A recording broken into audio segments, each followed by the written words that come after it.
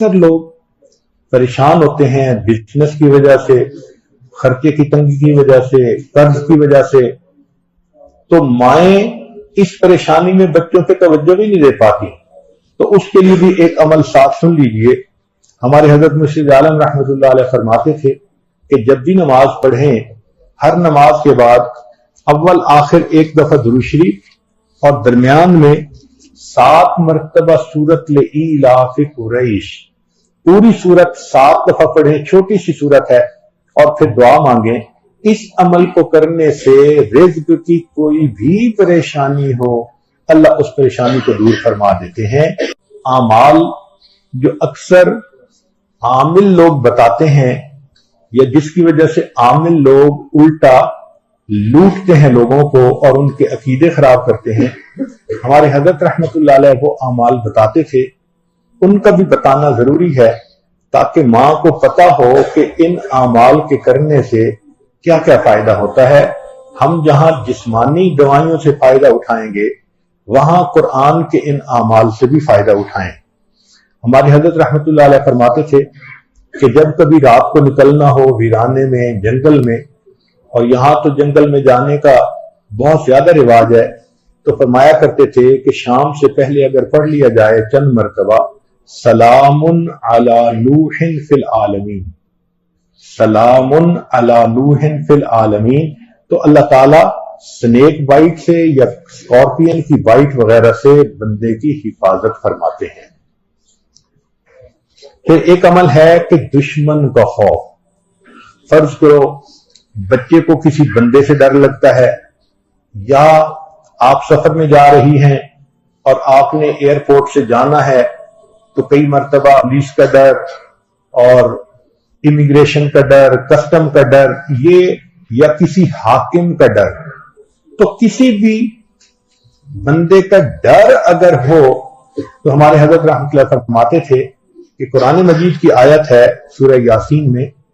وَجَعَلْنَا مِن بَيْنِ أَيْدِيهِمْ سَدًّا وَمِنْ خَلْفِهِمْ سَدًّا فَأَغْشَيْنَاهُمْ فَهُمْ لَا يُبْصِرُونَ۔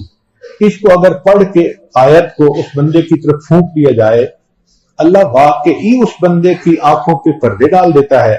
اور وہ بندے کو تکلیف نہیں پہنچاتا۔ ہم نے اپنی زندگی میں ہزاروں مرتبہ اس آیت کو پڑھ کے آنکھوں سے اس کا فائدہ دیکھا ہے۔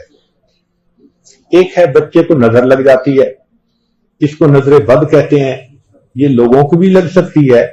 اور ہمارا تجربہ یہ ہے کہ سب سے زیادہ نظر بچے کو ماں باپ کی لگتی ہے، کیونکہ وہ خود اس کو پیار محبت سے دیکھتے ہیں، تو نظر تو اثر کرتی ہے، العین حق۔ تو اب اس کے لیے کسی کے پاس جانے کی ضرورت نہیں۔ قرآن مجید کی ایک آیت ہے، ان اللہ سیبطلہ ان اللہ لا یصلح عمل المفسدین۔ اس آیت کو 3 مرتبہ پڑھ کے ماں خود بچے کو دم کر دے، روزانہ نظر کا اتارا ہو جائے گا، اور بچہ دیکھیں بڑا کام ڈاؤن ہو جائے گا۔